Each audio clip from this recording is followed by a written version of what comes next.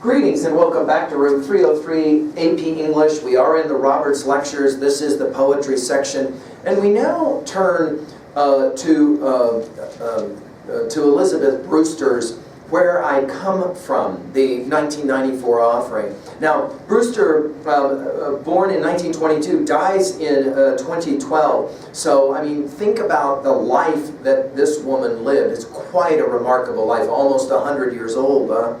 Canadian poet, author, academic. She did win the Order of Canada Prize Award, and we look at her writing as always being this desire to talk and celebrate in many ways the natural, the small town, the beauty of nature. Let's enjoy Where I Come From, and then we'll do some work at level 2 and 3. People are made of places. They carry with them hints of jungles or mountains, a tropic grace, or the cool eyes of sea gazers. Atmosphere of cities, how different drops from them, like the smell of smog, or the almost not smell of tulips in the spring, nature tidily plotted in little squares with a fountain in the center. Museum smell, art also tidily plotted with a guidebook, or the smell of work, glue factories maybe, chromium-plated offices, smell of subways crowded at rush hours. Where I come from, people carry woods in their minds, acres of pine woods, blueberry patches in the burned-out bush, wooden farmhouses, old, in need of paint, with yards where hens and chickens circle about, clucking aimlessly. Battered schoolhouses behind which violets grow.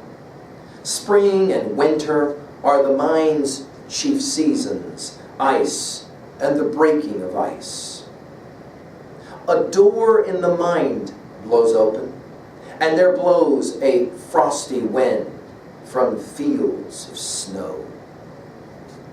Now, of course, the brilliance of this poem is that it does juxtapose an interesting dualism. The most obvious is cities versus the small town, the rural places, the woods, if you will. And right away, we're recognizing the distinct differences between city and country. And of course, because we live in a small town, we're very interested in texts like this, who will often, I don't know if the right verb is pit the city against the rural area, right?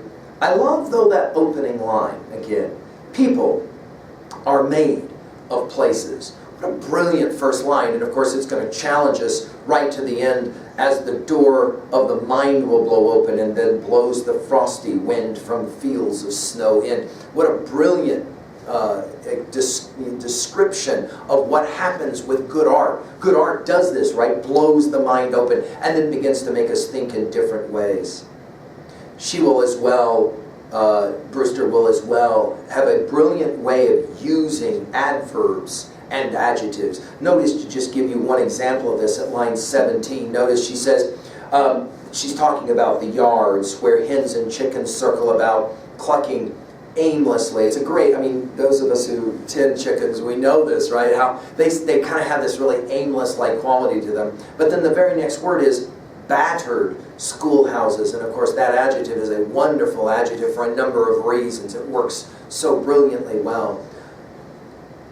Finally, at 3A, well, we can't help but think about texts like Thoreau's Walden, Sandburg's Chicago, both texts that we've given lectures on at learnstrong.net. Chicago, of course, is a great celebration of the city, and it's wonderful to kind of juxtapose it to a text like this. Finally, at 3B, it's a fun question to ask. Would you be a different you if you were raised in the opposite place from where you were raised? That is to say, if you were raised in the city, would you be a different you if you were raised in a town of 5,000? And of course, if you were raised in a town of 5,000, as many of you were, the small town of Worland, right? Well, would you be a different you if you had been raised in a large city, we might ask? And if so, which one do you think is the better for the upbringing? Of course, we'll argue that to really appreciate what it means to be a citizen of America and, of course, the world, you got to appreciate both, don't you? And the ways in which both have in many ways formed that door of the open mind, that open door of the mind to finish this poem. Well, there you go. I hope this will lead you to more of Elizabeth Brewster's work. Thank you.